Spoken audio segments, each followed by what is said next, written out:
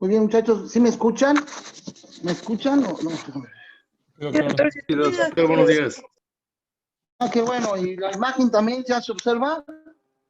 Sí, doctor, también. Sí, también, doctor. Perfecto. Gracias. Pues vamos a ver hoy el evento vascular cerebral de tipo hemorrágico. La hemorragia o el evento vascular hemorrágico se divide en dos. Uno que es la hemorragia subaracnoidea, o sea, en el espacio subaracnoideo, que no toca el parénquima cerebral generalmente. La hemorragia parenquimatosa, que ese sí es dentro del parénquima cerebral. Son los dos tipos de hemorragia. Estamos hablando de evento vascular, no de traumatismo. Entonces, hemorragia subaracnoidea y hemorragia parenquimatosa. Vamos a empezar a platicar de la hemorragia parenquimatosa, relacionada casi en el 100% de los casos, bueno, no son todos, pero sí, a hipertensión arterial. Es la causa más común, como el 90 y tantos % de frecuencia de la hemorragia parenquimatosa es ocasionada por la hipertensión arterial. Y se define como el sangrado espontáneo originado en el parénquima cerebral, en pacientes con hipertensión arterial sostenida y de larga duración. Se debe a la ruptura de un vaso sanguíneo. Y estos vasos sanguíneos penetrantes pueden romperse también en bloque y hacer la hemorragia más grande. Los procesos degenerativos de los vasos penetrantes, descritos por Charcot y Bouchard hace muchos años, con que es el dibujo original de la descripción de los aneurismas de Charcot y Bouchard, o microaneurismas, porque esos son en los capilares. En ese entonces, bueno, yo les he comentado, veían al microscopio y dibujaban lo que ellos encontraban. Ahora, en la actualidad, ya con la microfotografía electrónica, puedo ver un vaso penetrante con su microaneurisma. Entonces, los microaneurismas, que son estos bolitas que ven aquí en los vasos penetrantes, se rompen y pueden hacerlo en bloque. El 90% de los casos se rompen, los sangrados son en los hemisferios, predominantemente en las regiones de los ganglios basales, 90% en esa porción. Y solamente el 10 o el 20% lo harán a nivel del tallo cerebral o del cerebelo. Depende del volumen del sangrado y la extensión, qué tanto daño de tejido cerebral va a haber, y se va a hacer efecto de masa. Y lo más importante, cuando se rompen en bloque, vean cómo se rompen en bloque los microaneurismas, este es el sangrado parenquimatoso. Y entonces la sangre sale con tal fuerza que se encuentra que a los lados tiene parénquima cerebral, pero hacia la parte central tiene los ventrículos. Entonces, fácilmente rompe la pared ventricular y la sangre se mete a los ventrículos. Y aquí les pregunto, analicemos esto para ver algo fisiopatológico importante. ¿El hecho de que la sangre se meta a los ventrículos es bueno o es malo?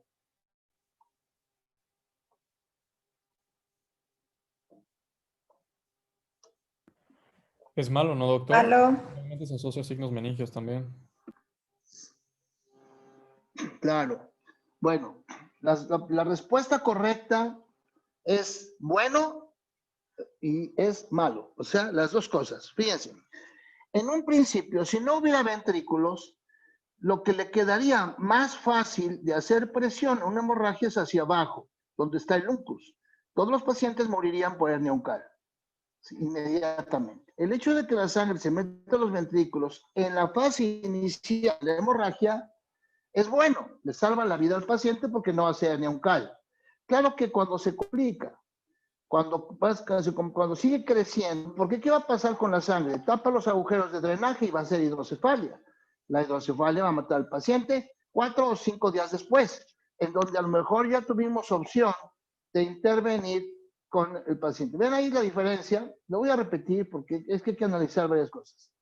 Vean las circunvoluciones, ¿sí? Los ventrículos con líquido en una tomografía. Ahora, el suceso de la hemorragia, que rompe los vasos, se mete a los ventrículos, pero ejerce efecto de masa, desplazamiento de línea media, una gran zona entre isquemia y edema. ¿Qué pasa con las circunvoluciones? Pues ya no están. Hay un aumento severo de la presión intracraneal precisamente por eso. Ahora, en el caso de la hidrocefalia aguda, pues va a ser cuando pasen 3 o 4 días y el paciente se va deteriorando, pero esto ya lo sabemos que va a pasar. A lo mejor tenemos chance de hacer algún procedimiento como lo que vamos a ver ahorita. Solamente un porcentaje bajito, como el de aquí abajo, en una hemorragia en tallo, que también me puede dar sintomatología muy súbita, inclusive el paciente en estado de coma, como lo vamos a ver enseguida.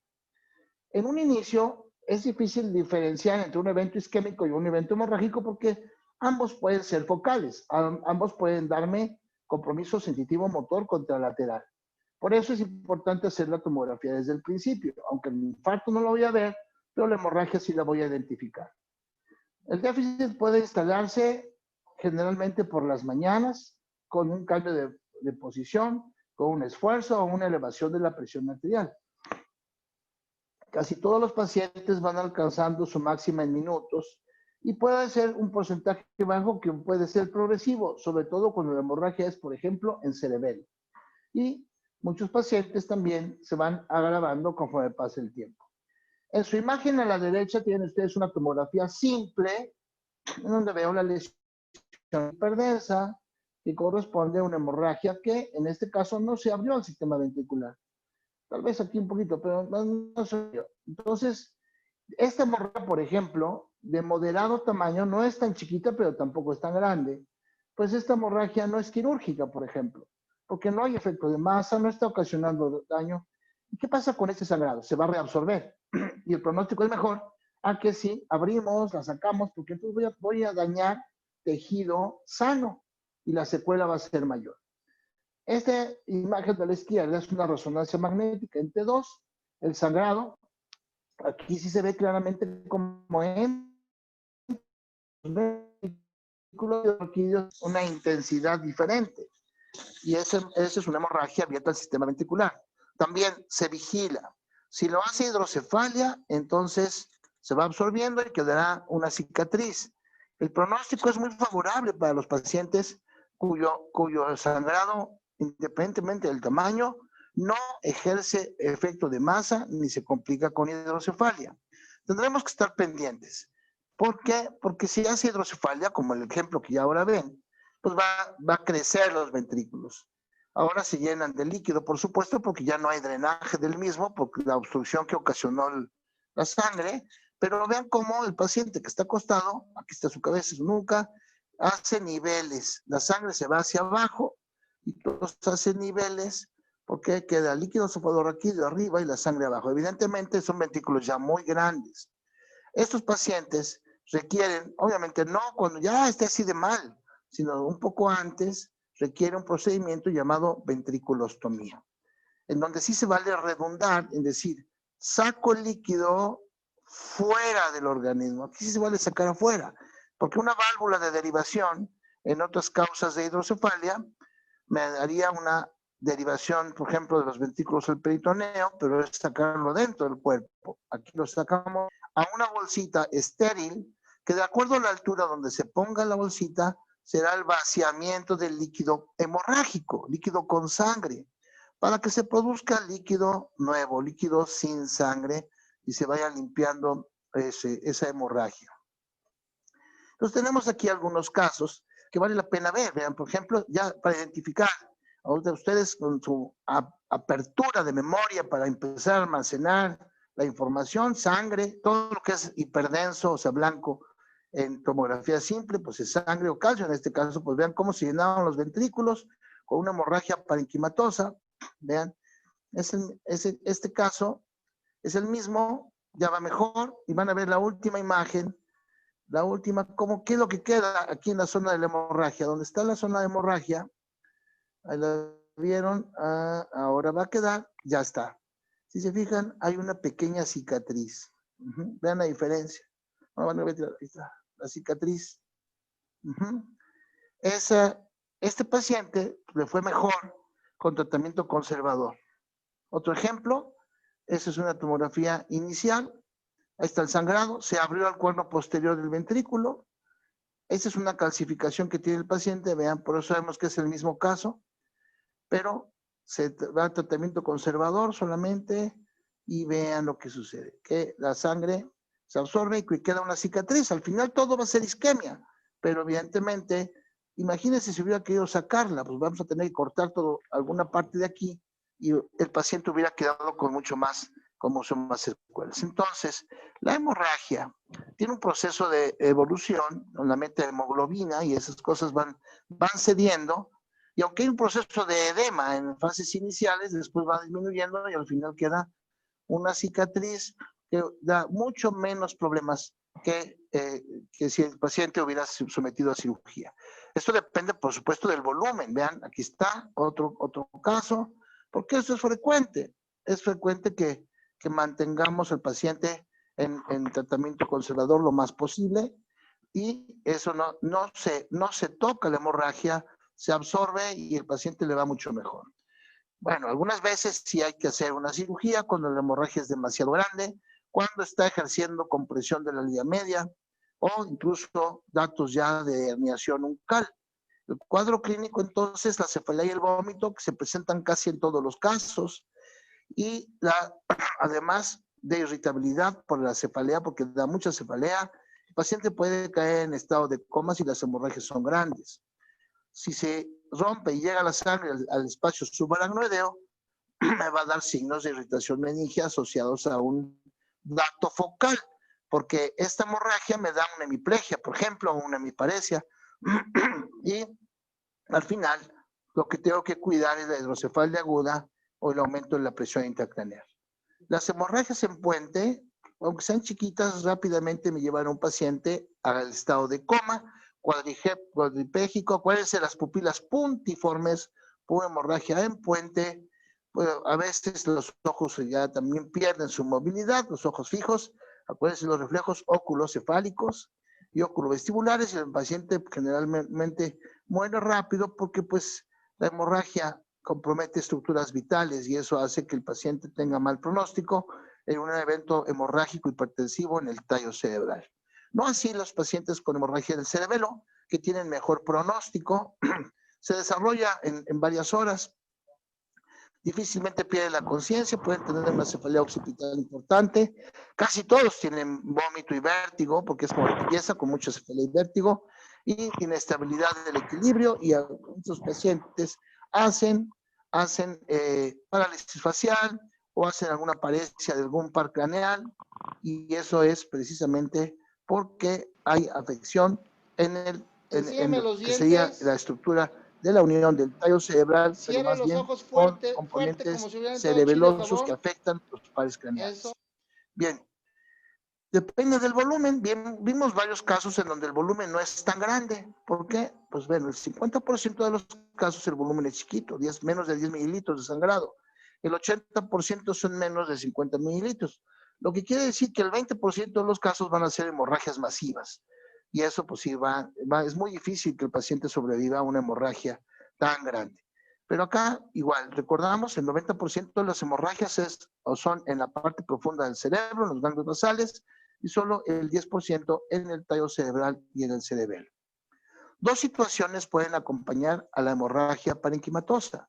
Evidentemente, un paciente que hace una crisis hipertensiva, que está con mucha cefalea de inicio súbito, diaforético, pálido, taquicárdico, muchas veces acompañado de náusea y vómito, no solamente es un riesgo alto para hemorragia hipertensiva, sino también para evento isquémico.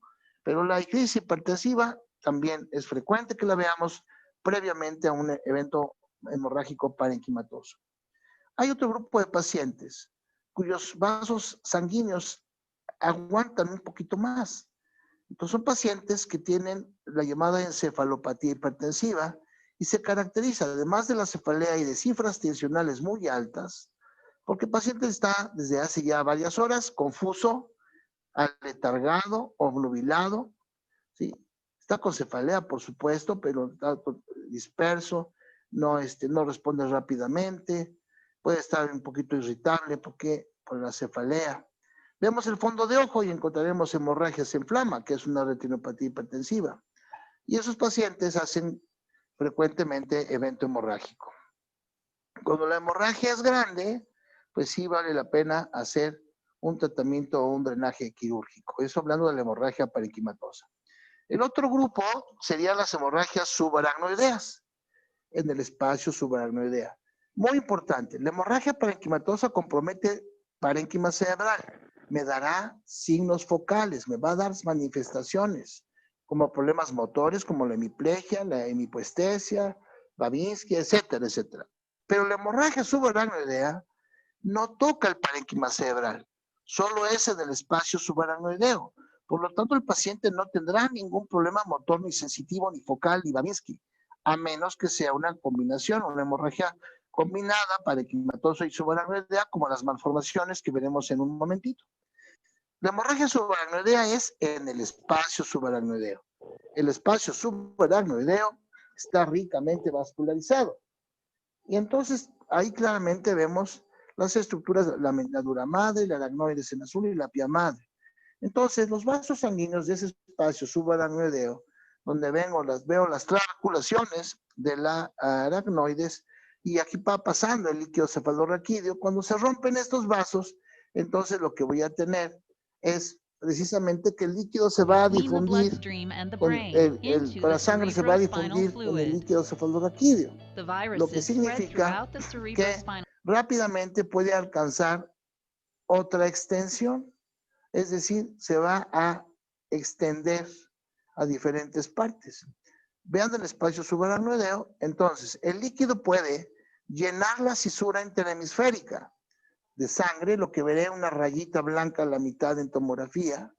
Puedo ver sangre en toda la convexidad, pero la sangre además, vean, se va metiendo a las circunvoluciones, pero también va a llenar el valle silviano. Puede llenar el valle silviano y aparentemente ver sangre dentro del parénquima, pero no está dentro, está en el valle silviano y rodear todo. Obviamente la sangre también se irá hacia abajo. En la parte inferior del encéfalo decimos que son las cisternas de la base, son los huequitos donde hay líquido subaracnoideo en la base, justo donde está el polígono de Willis. Bien, las causas de la hemorragia subaracnoidea principalmente son la ruptura de aneurismas o de malformaciones arteriovenosas. Los aneurismas son formaciones vasculares, generalmente son congénitos, son de varios tipos y varias formas. Y estos aneurismas, entonces, que es un defecto en la pared vascular congénito y que, pues, que hace que el aneurisma puede estar de un mismo tamaño desde que nació la persona o inclusive a veces haciéndose más grande. Y entonces los aneurismas están formados por tres partes: el cuello, el cuerpo y el domo. Y entonces donde más frecuentemente se rompen los aneurismas, pues es el domo. A veces hay un sangrado chiquitito, de repente empieza como que a gotear un poquito, porque una parte se despulió de la pared, puede sangrar y da una cefalea chiquita, que se llama cefalea centinela, en el caso de la ruptura de aneurismas. En angiografía vemos cómo está llenado en angiografía por sustracción digital. La mayor parte de los aneurismas se localizan en la circulación anterior, 90-95%, en el sistema carotídeo, ya sea en la misma carótida, en la cerebral media o en las cerebrales anteriores, en donde llama la atención la comunicante anterior, que es esa chiquitita de aquí. Esa solita tiene el 30% de los aneurismas. O sea, es un lugar frecuente en el que se presentan los aneurismas, en la comunicante anterior. También tendremos aneurismas en el tope de la basilar o en la circulación posterior, aunque menos frecuentemente. Entonces, los aneurismas van a dar manifestaciones de tres formas, de acuerdo a la localización. Una de ellas es cuando se rompe y evidentemente hay un sangrado. Dependiendo del tamaño del aneurisma y dependiendo también la localización, pues será la sintomatología. En este evento vemos acá la presencia de un aneurisma, se ve inmediatamente a tensión, está como a presión y se puede romper en cualquier momento el aneurisma. Entonces la primera manifestación, o la más frecuente, porque a veces pasa de desapercibidos, hasta que el aneurisma se rompe, generalmente con una elevación de la presión. Hay aneurismas más grandes, como estos que ven aquí. Y estos aneurismas grandes también se pueden romper, por supuesto. Entonces, yo diría que una de las formas también de manifestarse sería la ruptura. Igual, pero un aneurisma de ese tamaño que se rompe, pues casi en todos los casos es mortal en el momento de la ruptura. Pero hay otras dos formas que estos aneurismas pueden manifestarse. Una, por ejemplo, este aneurisma que está en el ángulo ponto-cerebeloso, mientras no se rompa, me va a dar un síndrome compresivo. O este, que está en el lóbulo temporal, aquí en la cerebral media. Mientras no se rompa, me va a dar un síndrome compresivo. Entonces tengo un síndrome por compresión, o sea, un efecto de masa. Comprime. Y como comprime, es muy probable que estos pacientes puedan tener una epilepsia. Por ejemplo, en este caso, del lóbulo temporal. El paciente acude con ustedes porque tiene crisis parciales o crisis focales, tiene fenómenos de déjà vu, tiene crisis de ausencia, tiene sensación de vacío en el estómago, y son crisis. Y ya una vez tuvo crisis tónico-clónico generalizadas. Le hacemos un estudio y es una epilepsia lobotemporal, en este caso, por la compresión del aneurisma. Pero también tenemos otro fenómeno, que es el fenómeno de robo o secuestro sanguíneo. ¿Qué pasa con toda la sangre que debe de irrigar al lóbulo temporal? Pues está quedando acumulada aquí. Y entonces, como se queda acumulada ahí, me da una isquemia cerebral transitoria. Entonces el paciente de repente tiene hemiparesia con afasia o con ustedes que se presenta y se compone. Y entonces, es una isquemia cerebral transitoria, un ataque isquémico transitorio. Sí, por el fenómeno de robo o secuestro sanguíneo que está ocasionando precisamente el aneurisma por el efecto de masa y por que está teniendo en su interior, reteniendo sangre que normalmente debería de estar circulando e irrigando el parénquima cerebral. Y cuando yo vi esos aneurismas hace muchos años en este libro, de Netter, pues me imaginé que iba a ser una cosa raro, pero no más tardé en pensarlo. Por ejemplo, este que comprime el mesencéfalo, pues aquí está, un gran aneurisma que comprime el mesencéfalo, y hay varios casos reportados, porque es la arteria basilar la que tiene o los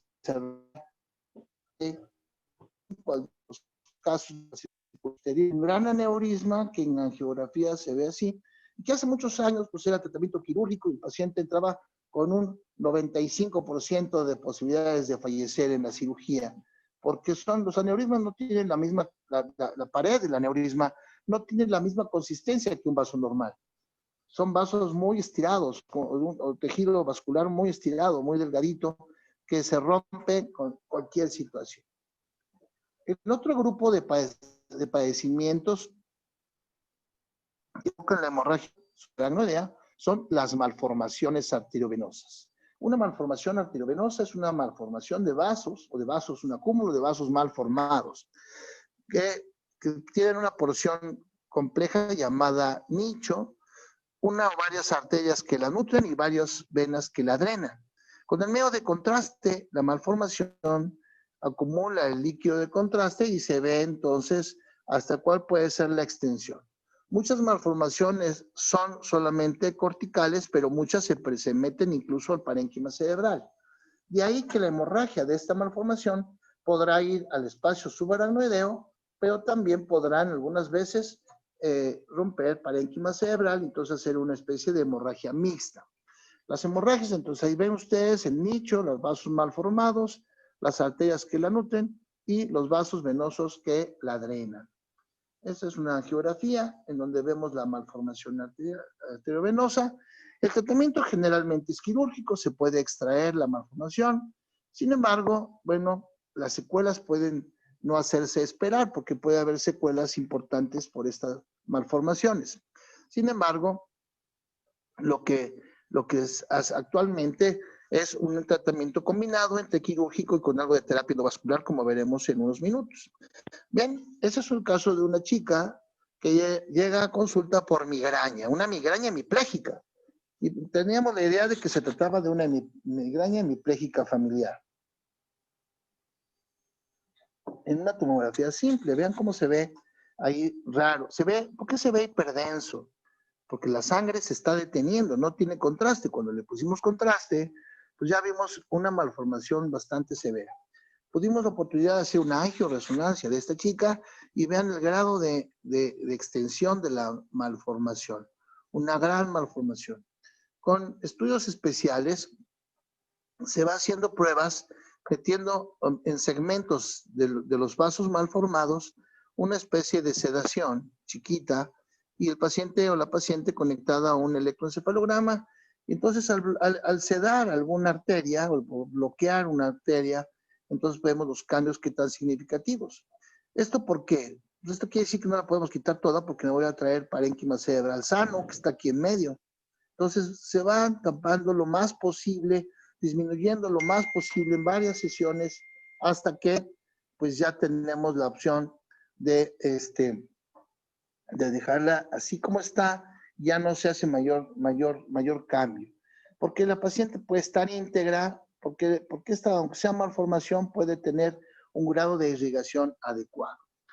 Cuando se rompe el aneurisma o la malformación, el cuadro clínico es generalmente cefalea aguda. El paciente dice, la peor cefalea de mi vida, con o sin pérdida del estado de alerta. Puede tener datos focales de acuerdo a la causa, como esa paciente que vieron que tiene ptosis palpebral. Hay alteraciones pupilares, afección de pares craneales algunas veces. Por supuesto, signos de irritación meningea. Clínicamente, pues tenemos la sospecha, una cefalea súbita, paciente con algunos datos de afección de pares craneales, rigidez de nuca, bueno, es una hemorragia subaracnoidea. La tomografía, después de haber encontrado los signos clínicos, en la tomografía simple voy a ver hiperdensidad, acuérdense, la sangre hiperdensa en la cisura interhemisférica, y cómo la sangre se va metiendo entre las circunvoluciones. ¿Sí? Igual que, por ejemplo, la sangre en el valle silviano y en las cisternas de la base, acá. Aquí está el tallo cerebral. Entonces se ve una imagen hiperdensa que debería de ser hipodensa, porque es el líquido cefalorraquídeo que rodea al temporal, que rodea al tallo cerebral, que está en el polígono de Willis, es líquido cefalorraquídeo, pero ahora tiene sangre. Entonces, en una punción lumbar tendré el líquido hemorrágico, si lo dejo estancarse, veremos que la sangre se va al fondo. ¿Y qué pasa con esta estructura? No le pierdan de vista ahí arriba en la tomografía.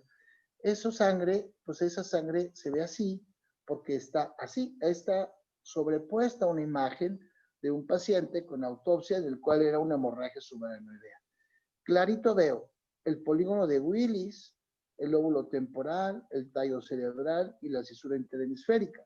Me da la imagen como de una persona, una cabecita, dos bracitos, una pancita y dos patitas, como el chalito Pemex. Esa es la imagen que se alcanza a ver en ese estudio. Bien. La hemorragia subaracnoidea que se diagnostica clínicamente es muy fácil.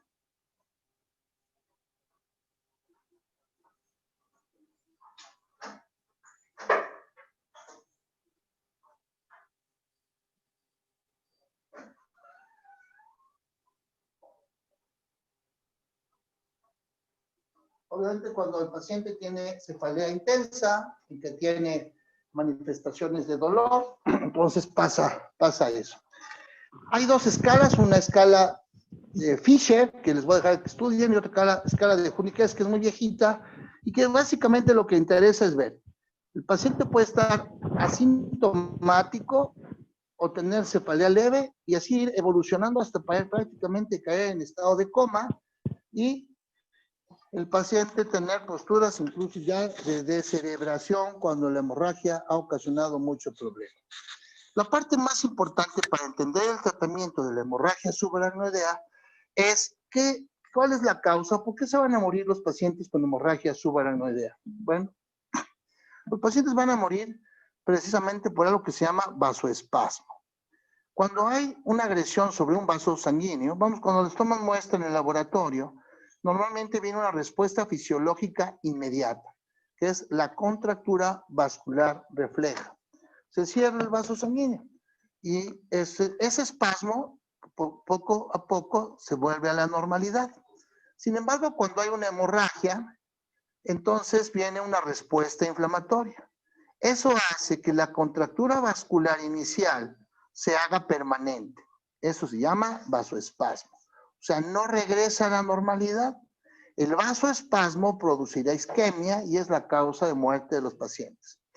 De acuerdo a la extensión de la hemorragia, a la localización, sobre todo si la hemorragia se extendió al parénquima cerebral, si hay edema cerebral o si se agrega hidrocefalia secundaria, pues bien, vamos a tener una, dos o varias posibilidades de aumentar la presión intracraneal, que ya vimos, cefalea intensa, vómito y papiledema, que es la característica del aumento de la presión intracraneal. Y esto sucede, imagínense, en pacientes con una hemorragia subaracnoidea, con alto grado de vasoespasmo, que va a provocar isquemia, como vamos a ver al final. El manejo de la hemorragia subaracnoidea en cuidados generales, el paciente tiene que estar en reposo. Supongamos que es un aneurisma que sangró, pero si el paciente está con agitación psicomotriz, pues va a aumentar la presión y va a volver a sangrar. Puede haber resangrado en un porcentaje alto de los casos. Hay que tenerlo en reposo. Alta dieta en residuos también para evitar el esfuerzo en las evacuaciones. Ayuno y si está somnoliento menos le damos de comer. Inclusive algunas veces preferimos incluso sedarlo un poco para que esté menos inquieto. Sabemos que tenemos que poner analgésico para el dolor, monitorear signos vitales, colocar catéter central, pruebas de laboratorio básicas incluyendo preoperatorios, pensando en que el paciente pueda ser sometido en un momento dado a una cirugía. Electrocardiograma, LD-tórax. El mejor medicamento para el manejo es la nimodipina. La nimodipina es un medicamento calcio antagonista que produce inmediatamente vasodilatación. La vasodilatación hará que mejore la absorción del evento hemorrágico, pero además romperá el vasoespasmo, situación que mejorará la isquemia que está teniendo el paciente. Podemos usar esteroides como dexametasona, fenitoína como antiepiléptico, laxante incluso para ayudar un poquito a que el paciente no tenga el mínimo esfuerzo. Los antihipertensivos, con cuidado y que hay que ir bajando paulatinamente la presión. Algunas veces es necesario utilizar diuréticos como el manitol, la acetazolamida o la furosemida. Y muchas veces el paciente lo mantenemos con cierta sedación. Tenemos con el tratamiento los aneurismas, totalmente cirugía. Aunque tú le diagnostiques el aneurisma que no se ha roto a un paciente, se va a romper en cualquier momento. Entonces, el tratamiento quirúrgico consiste en colocar un clip, generalmente un clip metálico, con mucha fuerza, el clip en el cuello del aneurisma. Y de esta forma, evitar que la sangre pase al aneurisma y el aneurisma ya no se va a romper. Ven, aquí está el vaso, el cuello, y aquí vendría el aneurisma. Y ahí se está colocando el clip, ya quedó el clip colocado, ahora ya el vaso sanguíneo pasa directo. Es este efecto que ven acá, con la colocación del clip metálico. En una tomografía, después de la cirugía, vemos ahí cómo rebotan los rayos X en el clip metálico, pero además este paciente, como muchos, lo que pasa es que en el momento del clipaje hacen isquemia, hacen un evento isquémico, ya sea porque se rompió el aneurisma en la cirugía, que es una situación muy complicada, o porque para poderlo clipar hubo disminución del flujo, o hay vasoespasmo y entonces hacen zonas de infarto. Ya más recientemente, con la llegada de la hemodinamia, en donde a través del cateterismo podemos llegar prácticamente a las arterias cerebrales, localizar el aneurisma y dar un tratamiento con terapia endovascular, que consiste precisamente, número uno, en localizar el aneurisma. En las condiciones actuales, los estudios, los equipos nuevos, me permiten, con estudios de angiografía, localizar perfectamente el aneurisma y ver el cuello del aneurisma. Entonces, podemos mediante guías de cateterismo y llegando hasta donde se encuentra Esa es la que no, es, el no está el aneurisma, es la ahí del otro como lado. ven, Mira, se puede entrar con cómo una se llena, pinza mira hasta cómo se llena acá, de contraste. y ya habiendo localizado el aneurisma, ese es un microcatéter, ya sea que se metan unos alambritos llamados coils para ir llenando el aneurisma, provocando una especie de trombosis, una embolización del aneurisma. Provocamos un émbolo o un trombo a propósito dentro del aneurisma con los alambritos y eso lo ocluye, lo trombosa y entonces queda totalmente ya aislado, ya no hay forma de que se rompa. También se puede inyectar una especie de cola loca, una especie de pegamento. Actualmente se usa un muy fino que es el Onyx, pero también se pone el catéter, se llena aquí de ese material y se produce la oclusión del aneurisma, provocando que esto ya no se rompa.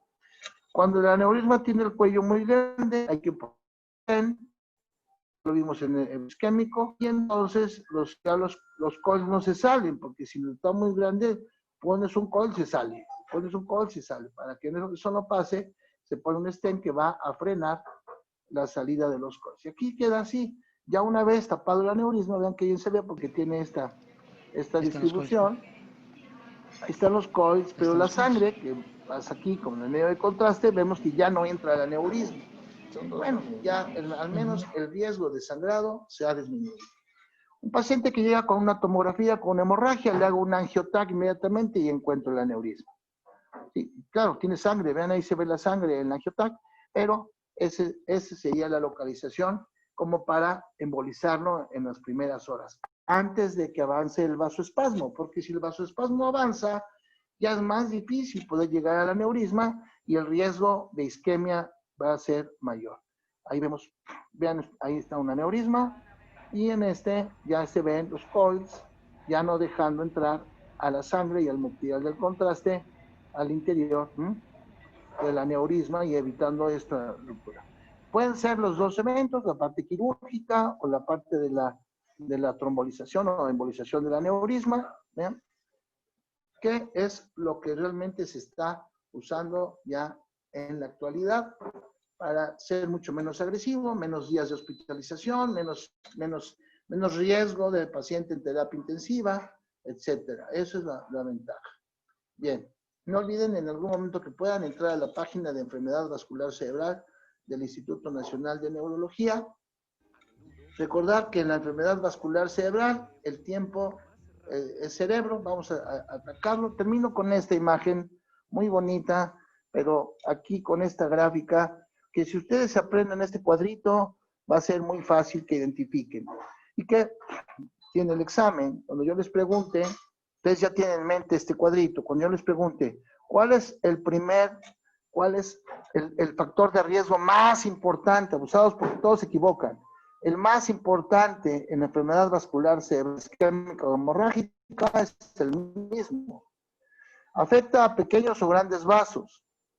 ¿Qué otros factores de riesgo pueden asociarse a la hipertensión? Estos todos en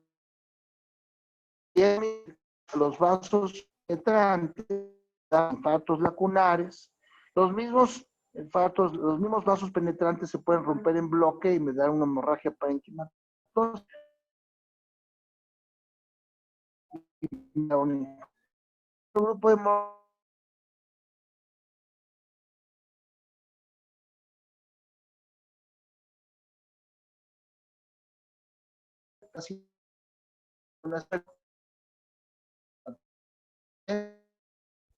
alguna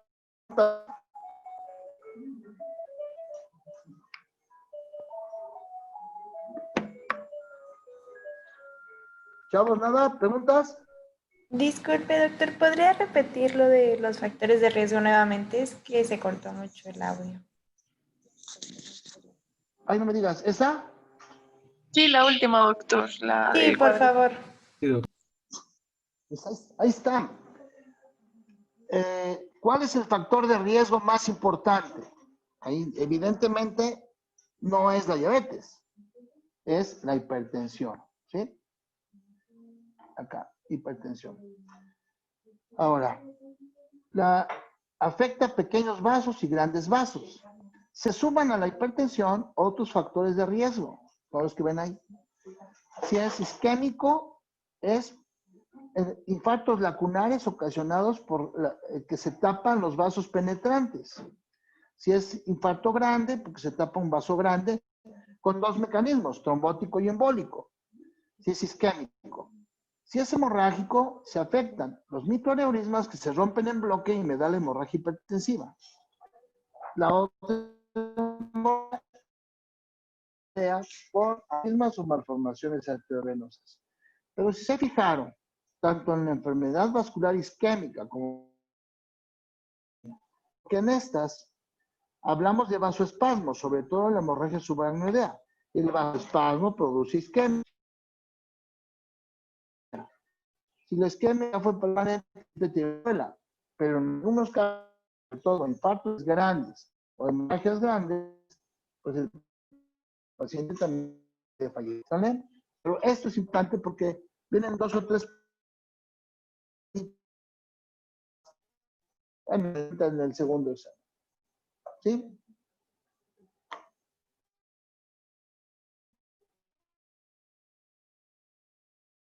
Entonces, vamos a dejarlo ahí. Mañana vamos a empezar ya a hablar de demencias.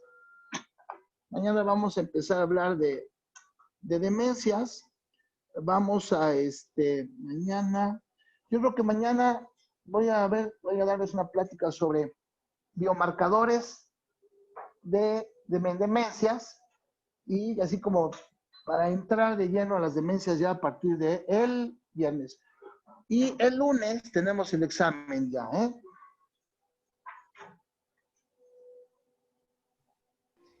Sí, doctor. Doctor, el tema del Dime. examen es hasta que... Hasta Ay, antes perdón, de ¿hasta qué? cefaleas. ¿Hasta Hasta cefaleas? antes de cefaleas. Ah, Cefaleas está no bien, viene. doctor. Es la Está bien, primera gracias. Ok, página. doctor. Sí, muchas El gracias. lunes examen. Sale. Dios. Gracias, doctor. Buen día. Doctor. Buen día, doctor. Hasta luego. Dios.